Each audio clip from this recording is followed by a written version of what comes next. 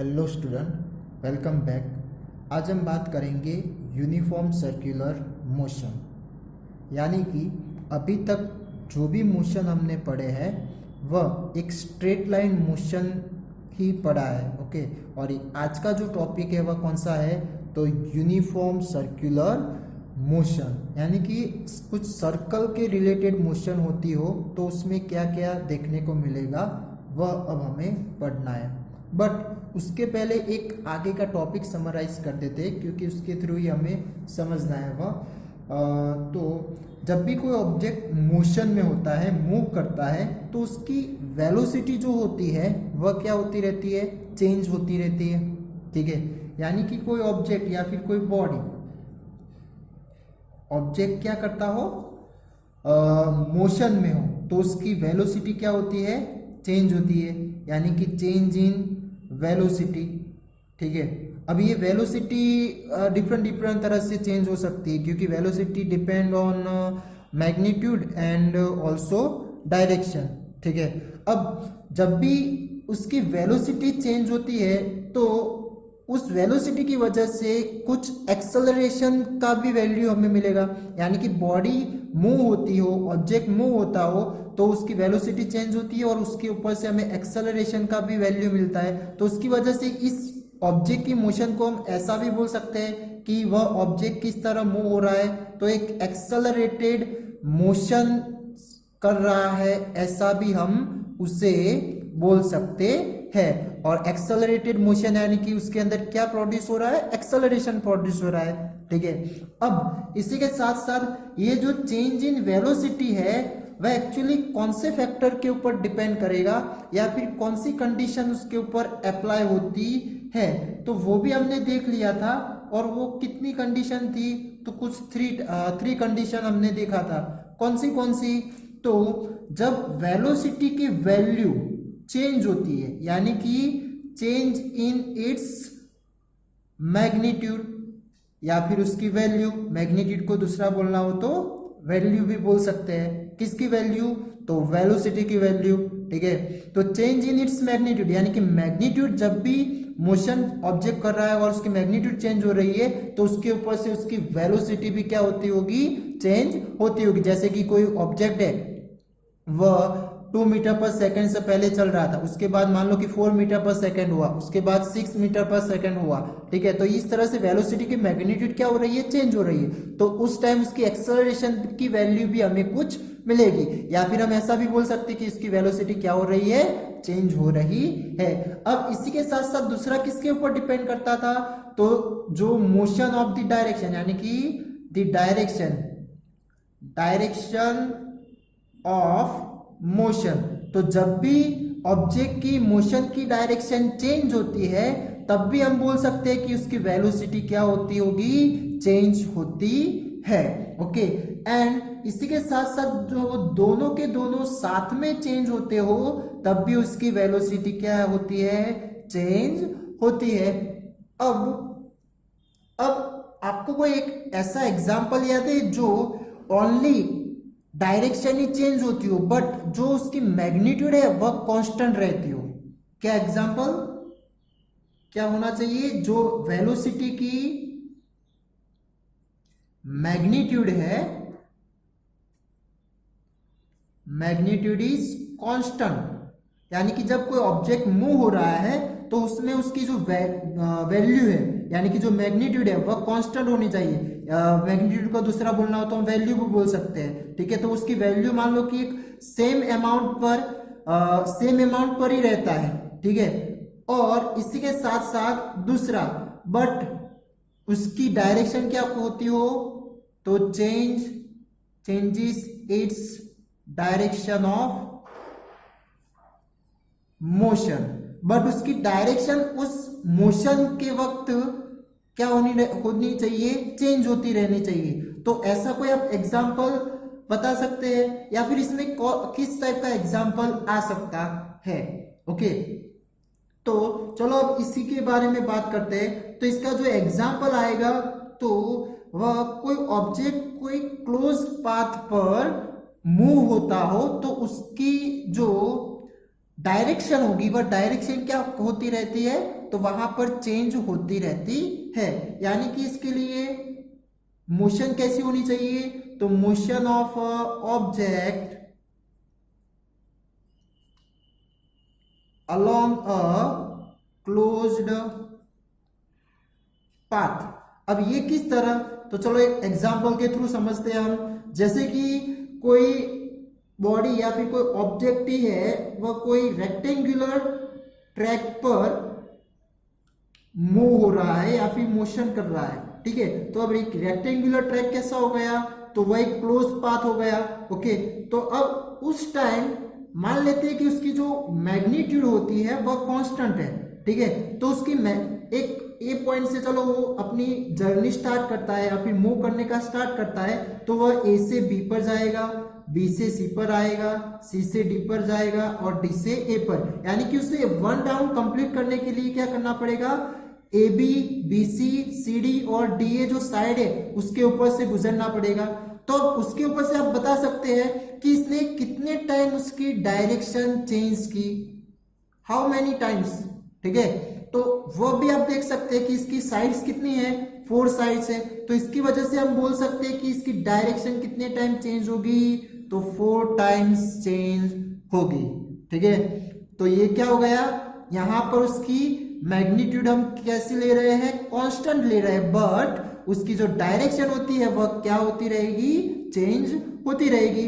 तो हम यहां पर बोल सकते हैं कि जो वेलोसिटी की वैल्यू है वह क्या होती रहेगी, चेंज होती रहेगी। यानी कि उस चेंज इन वेलोसिटी यहां पर देखने को मिलेगी। चलो और भी एक एग्जांपल लेते हैं, जैसे कि हेक्सागोनल ले लेते हैं। तो हेक्सागोनल में क्या होगा, वह कितने टाइम उसकी डायरेक्शन चेंज करेगा, तो हेक्सागोनल की साइड्स कितनी होती है, 6 होती है, ठीक है। तो मान लो कि वह ए से स्टार्ट कर रहा है, तो वह कितने टाइम ए से बी पर जाएगा, B to C, C to D, D to E, E to F and F to A. तो उसका एक राउंड कंप्लीट होगा। तो एक राउंड कंप्लीट करने के लिए उसने कितने टाइम्स अपनी डायरेक्शन चेंज की, तो जितनी उसकी साइड्स होगी उतने टाइम्स उसने डायरेक्शन चेंज की होगी। और इसी के साथ साथ आप ऐसा भी बोल सकते हैं, जो एंगल है, तो जहां जहां पर एंगल आता है तो वहां से ही वो क्या कर देगा, अपनी डायरेक्शन चेंज कर देता है। तो हेक्सागोनल की बात करें हम, तो उसके अंदर कितने टाइम्स वो डायरेक्शन चेंज करेगा, 6 टाइम्स डायरेक्शन चेंज करेगा। ओके, चलो एक और भी एग्जांपल लेते हैं, जैसे कि ऑक्टागोन। कौन सा, ऑक्टागोन, जिसके कितने एंगल बनेंगे, 8 एंगल बनेंगे, ठीक है। तो चलो ऑक्टागोन ड्रॉ कर देते हैं।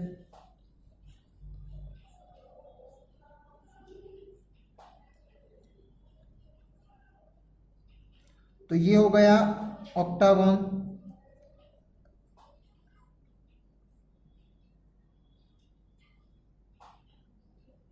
हो गए 8 एंगल, 1 2 3 4 5 6 7 एंड 8, ठीक है।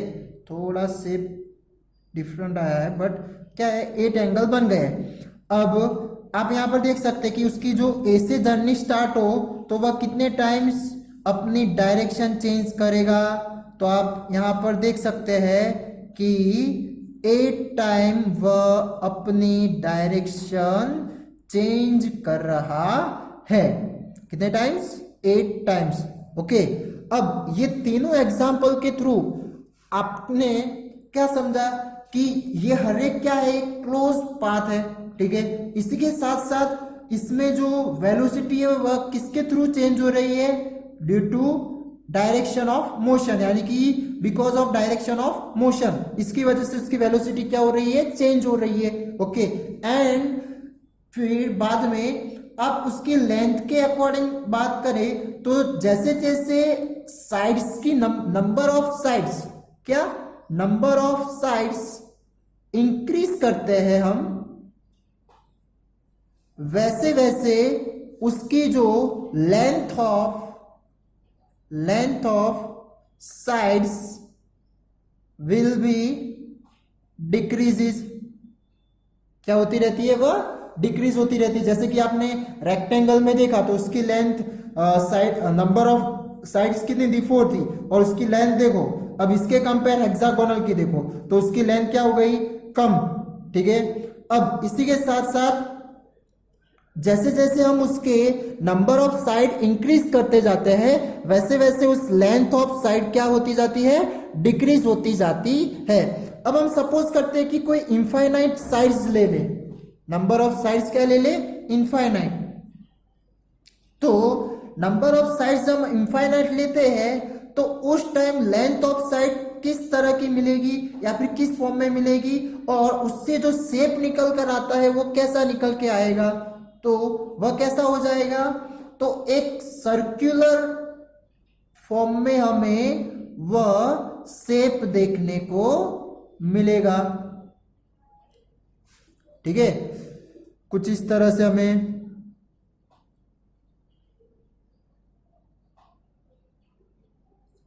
ओके, तो ये सर्कुलर फॉर्म में हमें देखने को मिलेगा। ओके, अब इसी के साथ साथ इसकी साइड्स किस तरह बन जाएगी, तो एक पॉइंट फॉर्म में बन जाएगी। यानी कि अब हमें पता है कि सर्कल कैसे बनता है, तो वह एक ग्रुप ऑफ पॉइंट्स, वह क्या होता है, इंफाइनाइट ग्रुप ऑफ पॉइंट से वह बना होता है एक स्पेसिफिक रेडियस से। ठीक है, तो इसकी वजह से क्या फॉर्म होता है, सर्कल फॉर्म होता है। तो सर्कल के ऊपर जो जब इनफाइनाइट नंबर ऑफ साइड्स की बात हो तब उसकी जो साइड्स होती है वह किस फॉर्म में कन्वर्ट हो जाती है, पॉइंट के फॉर्म में कन्वर्ट हो जाएगी। ठीक है, तो अब इसका मतलब ऐसा हुआ कि जो सर्कुलर ट्रैक पर कोई ऑब्जेक्ट की मोशन होती हो तो उसकी क्या होगी, हर एक पॉइंट पर उसकी डायरेक्शन चेंज होती रहती है। ओके, मान लो कि कोई एक यहां से ए पॉइंट से वो अपनी जर्नी कर रहा है, तो मान लो कि उसके बाजू में तुरंत ही बी पॉइंट होगा तो उसमें भी उसकी डायरेक्शन चेंज हो गई, उसके बाजू वाले पॉइंट में भी चेंज हो गई। यानी कि हर एक ये सर्कुलर ट्रैक जो बना है वो क्या है, छोटे छोटे पॉइंट्स का है, और वो भी बहुत ही ज्यादा पॉइंट्स है, इनफाइनाइट। तो इसकी वजह से उसकी हर एक डायरेक्शन हर एक पॉइंट पर चेंज होती हुई देखने को मिलेगी। ठीक है, तो जब भी कोई ऑब्जेक्ट सर्कुलर ट्रैक पर मूव होता है तब उसकी वेलोसिटी क्या होती रहेगी, चेंज होती रहेगी एवरी सिंगल पॉइंट के ऊपर। ठीक है, तो उस टाइम जो मोशन होती है उस मोशन को क्या बोला जाएगा, तो यूनिफॉर्म सर्कुलर मोशन। यानी कि यूनिफॉर्म क्यों बोला जाता है, because of its magnitude is constant. Magnitude कैसी ली जाती है, कांस्टेंट, बट डायरेक्शन है वह कैसी होती रहती है, चेंज होती रहती है। ठीक है, तो अब इसकी जो डिफाइन बनानी हो तो कुछ इस तरह से बन सकेगी, कैसे, तो when an object moves in a circular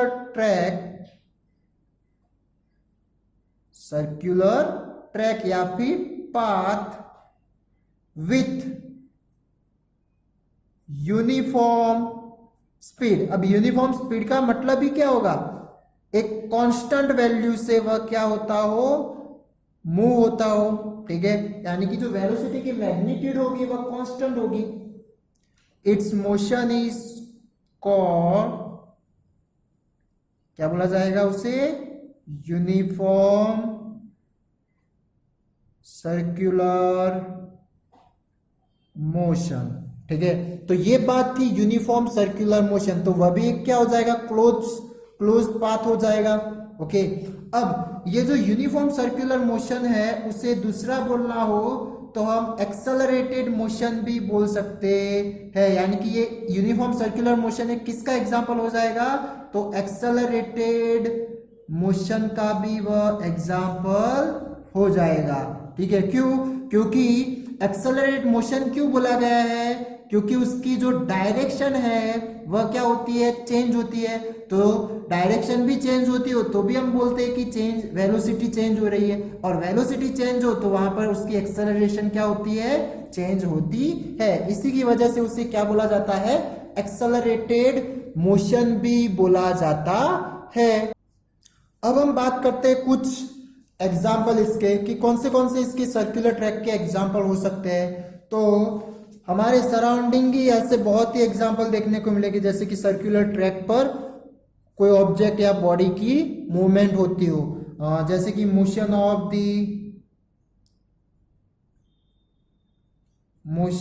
the moon and the earth. ठीक है, इसी के साथ साथ दूसरा कौन सा हो सकता है, तो motion of the satellite in circular track, या फिर जो ये सैटेलाइट यानी कि जो हम आर्टिफिशियल सैटेलाइट होते हैं उसकी बात हो रही है, तो orbit around the earth. Okay, अब इसी के साथ साथ जो एथलेट होता है, athlete runs on a circular track at constant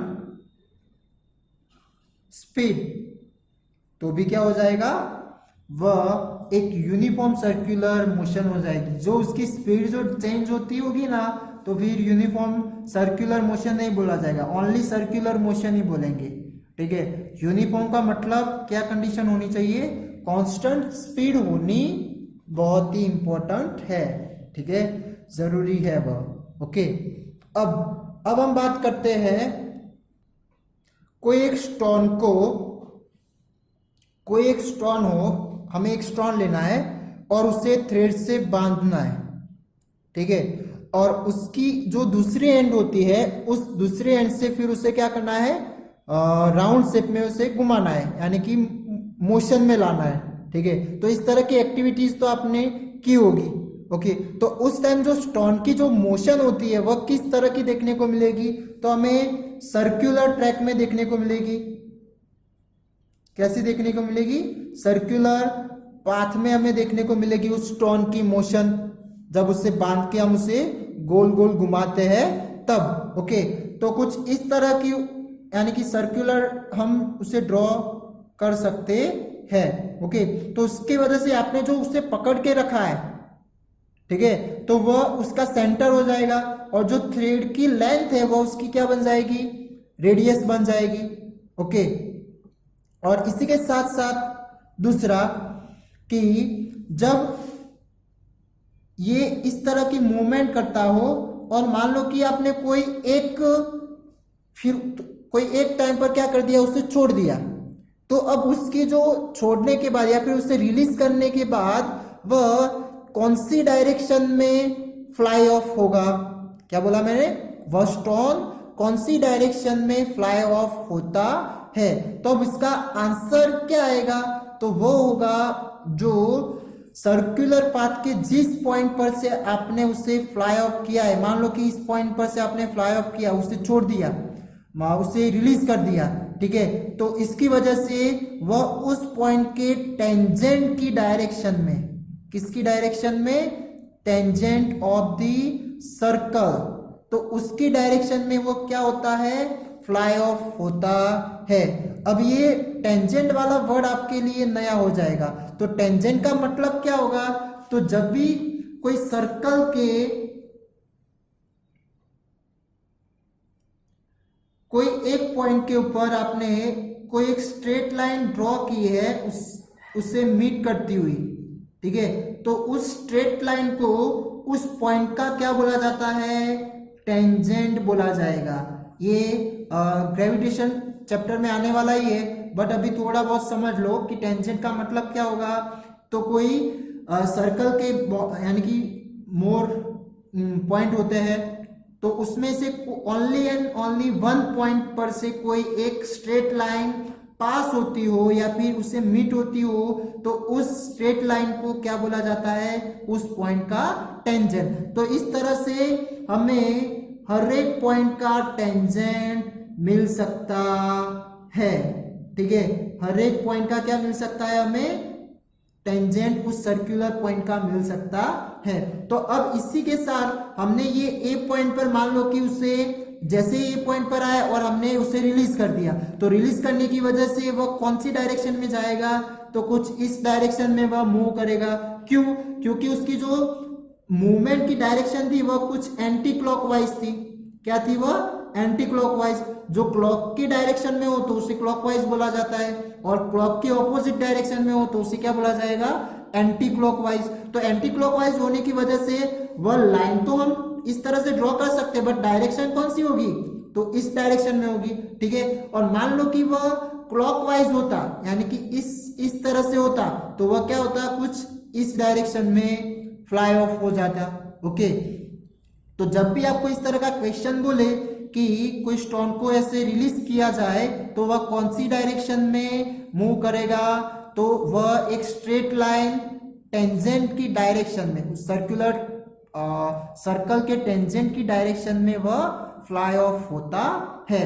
तो अब इसकी आपको डिफाइन करनी हो टेंजेंट की, तो कुछ इस तरह से लिख सकते हैं कि अ straight line that meet the circle at only one and only one point is called tangent to the circle। ठीक है, तो टेंजेंट का मतलब क्या होगा? A straight line that meet the circle at one and only one point. ठीक है, क्योंकि यहाँ पर सर्कल तो क्या है, बहुत सारे पॉइंट का बना हुआ है, तो जिस पॉइंट पर का स्ट्रेट लाइन होगा उसी पॉइंट का वह टेंजेंट बोला जाएगा। ठीक है, मान लो कि ये ए बी सी और डी बोल दिया, तो ए पॉइंट का टेंजेंट ये हो जाएगा। मान लो कि इसे हम नाम दे देते बी सी, तो ये बी सी लाइन रही वो ए पॉइंट का हो जाएगा।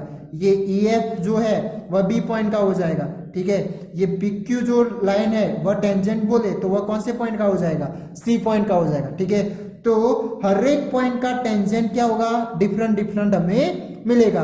और इसी के साथ साथ ये टेंजेंट होता है वह सेंटर के साथ, हम जब वो सेंटर के साथ टच करते हैं तब रेडियस बनाएगा, तो रेडियस के ऊपर वह कितना एंगल बनाता है? तो 90 डिग्री का एंगल बनाता है, यानी कि परपेंडिकुलर उसके ऊपर देखने को मिलेगा। कैसा देखने को मिलेगा उसे? परपेंडिकुलर वह एंगल बनाता है, यानी कि 90 डिग्री एंगल बनाता है। ओके, तो ये बात थी टेंजेंट के बारे में। ओके, अब इसी के साथ साथ अब इसका मान लो कि हम यूनिफॉर्म स्पीड जो बोल रहे थे, कांस्टेंट स्पीड जो बोल रहे थे, तो अब उस कांस्टेंट स्पीड को फाइंड करना हो तो इसका फॉर्मूला क्या हो सकता है? तो चलो वह फॉर्मूला देखते हैं। तो कोई सर्कल है, ठीक है, उसकी रेडियस हम सपोज कर लेते हैं आर। कितनी रेडियस? आर रेडियस हम सपोज कर, तो उसकी आर रेडियस हम सपोज कर लेते हैं।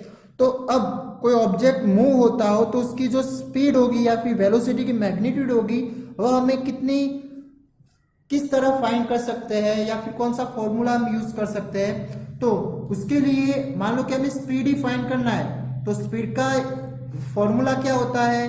तो वह होता है speed is equal to distance by time होता है। ठीक है, तो अब टाइम के लिए तो हम ले लेते हैं टी, टाइम के लिए फॉर्मूले में क्या लेते हैं? टी। बट अब डिस्टेंस की बात हो तो इसमें डिस्टेंस यानी कि वन राउंड कंप्लीट करने के लिए उसे कितना टोटल डिस्टेंस लगेगा, तो वह जो टोटल डिस्टेंस निकल के आएगा वह कौन सा होगा? तो सर्कल की सरकमफरेंस। क्या होगी वह? सर्कल की सरकमफरेंस। ठीक है, तो ये सरकमफरेंस ही उसकी क्या बन जाएगी? टोटल डिस्टेंस बन जाएगी। ठीक है, तो मान लो कि ये ए पॉइंट से वह स्टार्ट कर रहा है और फिर से वह ए पॉइंट पर आएगा, तो उसका क्या हो जाएगा? सरकमफरेंस हो जाएगा। और सरकमफरेंस की फॉर्मूला बोले तो वह कितनी होती है? तो वह होती है 2 पाई आर। तो इसकी वजह से यहाँ पर फॉर्मूला उसका क्या बन जाएगा? तो स्पीड यानी कि v is equal to 2 pi R upon T. ठीक है, आर का मतलब रेडियस, पाई का मतलब क्या हो जाएगा, पाई की वैल्यू आपको पता होगा 22/7 या फिर 3.14 ली जाती है, ठीक है। और आपको टाइम दिया होगा और रेडियस दी होगी। रेडियस ना दिया हो तो आपको डायामीटर भी दे दिया हो सकता है, क्या, डायामीटर। तो डायामीटर को रेडियस में कन्वर्ट करना आना चाहिए, ठीक है। तो उस तरह से फिर आप क्या फाइंड कर सकते हैं, उसकी स्पीड फाइंड कर सकते हैं कि ऑब्जेक्ट जब सर्कुलर ट्रैक पर मूव होता है तो उसकी स्पीड कितनी मिलेगी। और इसी स्पीड का भी एसआई यूनिट की बात करें तो स्पीड का तो कोई भी ट्रैक पर हो उसका एसआई यूनिट तो क्या आएगा, मीटर पर सेकेंड ही आएगा। तो ये फॉर्मूला भी आपको याद रखनी है कि v is equal to 2πr/t होता है, ओके। इसी के साथ साथ टेंजेंट क्या है वह भी आपको याद रखना है, ओके। फिर यूनिफॉर्म सर्कुलर मोशन की डिफाइन क्या होगी, उसके एग्जाम्पल कौन से होंगे, तो वह भी देख लिया आपने। तो क्या होगा कि when an object moves in a circular path with uniform speed it is called, या फिर motion is called uniform circular motion. और उसको एक दूसरा कौन सा मोशन बोला जाता है, तो एक्सेलरेटेड मोशन भी बोला जाता है। और उसके एग्जाम्पल बोले तो आप देख सकते हैं कि मोशन ऑफ मून, अर्थ, फिर सैटेलाइट जो सर्कुलर ट्रैक में मूव करते हैं, फिर कोई एथलीट हो वो सर्कुलर ट्रैक पर कोई कांस्टेंट स्पीड से मूव होता हो तो वह भी किसका एग्जाम्पल आएगा, यूनिफॉर्म सर्कुलर मोशन का। इसी तरह जो क्लॉक होती है तो उसकी जो ब्लेड्स है तो वह भी मूव होते हैं, तो वो भी एक पर्टिकुलर टाइम यानी कि एक टाइम पर ही, फिक्स टाइम पर ही क्या होते हैं, वह घूमते रहते हैं। तो इसकी वजह से हम वह क्लॉक का भी एग्जांपल ले सकते हैं। तो ये बात थी यूनिफॉर्म सर्कुलर मोशन की। Thank you.